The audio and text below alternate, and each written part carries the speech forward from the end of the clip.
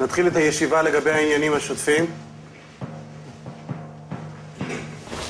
יש חדשות מהבנקים לגבי המימון של הרכבים הנוספים?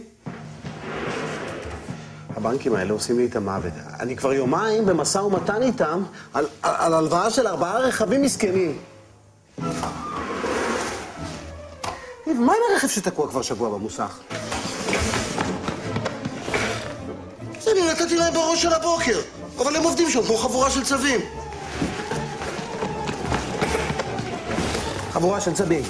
זה בושה וחרפה, כן? שסמנכ"ל כספים מגיע למשרד הזה כל יום משני אוטובוסים. ומה עם הטנדר למחירה? בשביל מה אני מעסיק כאן מנהל מחירות? בטח, זה בובה של רכב. זה הטנדר, אתה לא יכול למכור אותו, עבר תאונה.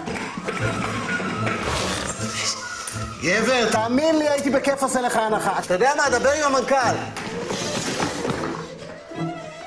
אני לא יכול, אני עסוק עכשיו.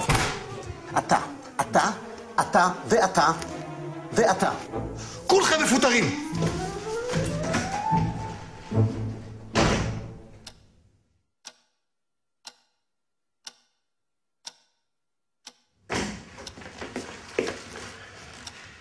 תיכנס אליי לשיחה בשתי עיניים.